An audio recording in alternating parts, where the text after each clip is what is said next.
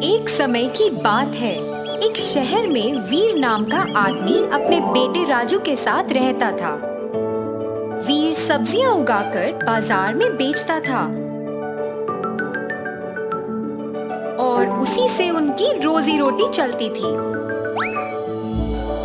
जैसे जैसे दिन बीतते गए, वीर की सेहत बिगड़ती गई। राजू ही पूरी कोशिश कर रहा था, पर वो अपने पिता का सही ख्याल नहीं रख पाया। उसने कई दवाओं का सहारा लिया, पर उसके पिता की तबीयत में कोई सुधार नहीं आया। शहर के पास एक संत रहता था। राजू उसके पास गया और उसने संत से अपने पिता के लिए कुछ इलाज या दवा के लिए पूछा।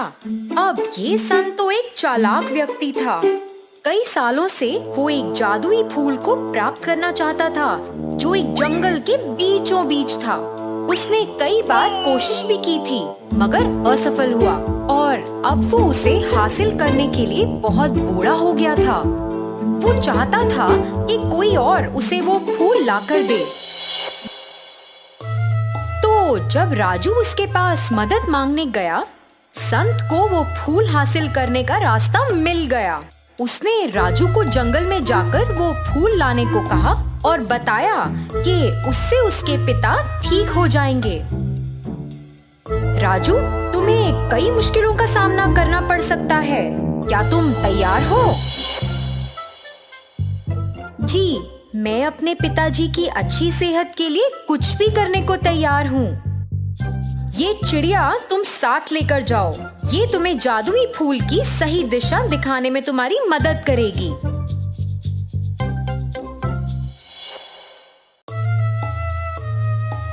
चलते हुए अचानक जमीन से एक कैक्टस का पौधा बाहर आया। राजू हैरान रह गया। जैसे ही उसने दूसरा कदम रखा, एक और कैक्टस जमीन से निकला और राजू गिर गया। राजू, ऐसे तो तुम अपनी मंजिल तक नहीं पहुंच पाओगे। मुझे लगता है तुम्हें जल्दी और टेढ़े मेढ़े तरीके से भागना चाहिए, चिड़िया बोली। राजू ने चिड़िया की सुनी और उन कांटेदार कैक्टस से बच निकला। हे भगवान, शुक्र है हम उस बाधा से तो निकले। चलो फूल लेकर आते हैं। अब फूल को ढूंढना इतना आसान नहीं है। तुम्हें क्यों लगता है कि संत ने तुम्हें उस फूल को लाने भेजा है?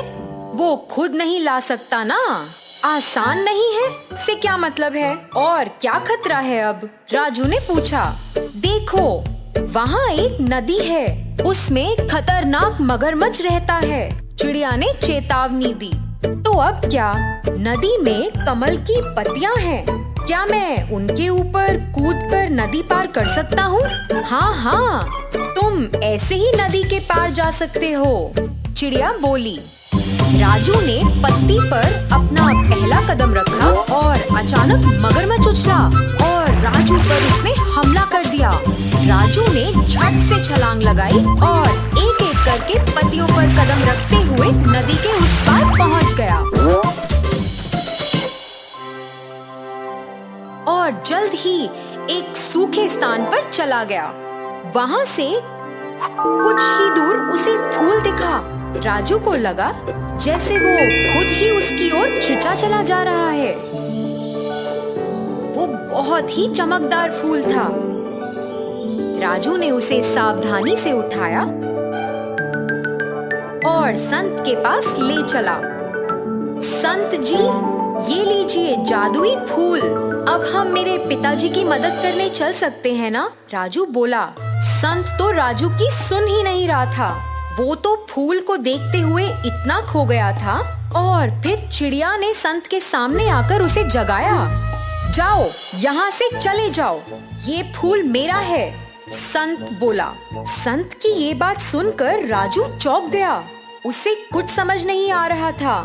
जब चिड़िया संत की ओर गई, अपने पंजों में उस फूल को पकड़ा और फिर वहाँ से उड़ चली। अरे राजू, आओ मेरे पीछे। ये बूढ़ा संत तो पीछा नहीं कर पाएगा। जल्दी आओ, तुम्हारे पिताजी को ठीक करते हैं। आखिर चिड़िया की मदद से वो दोनों राजू के घर पहुंच गए थे। उन्होंने उस फूल को वीर के शरीर पर हिलाया और जादुई चमक उनके शरीर पर गिरी। अचानक वीर का शरीर स्वस्थ हो गया और वो बैठ गए। वो अब पूरी तरह से ठीक थे और चिड़िया बहुत खुश थी। वीर अब पहले की तरह अपनी सब्जियों का ख्याल रख रहा था और उसने राजू को स्कूल भी भेजा। नन्ही चिड़िया अब उस परिवार का हिस्सा बन गई थी और सब खुशी से रह रहे थे।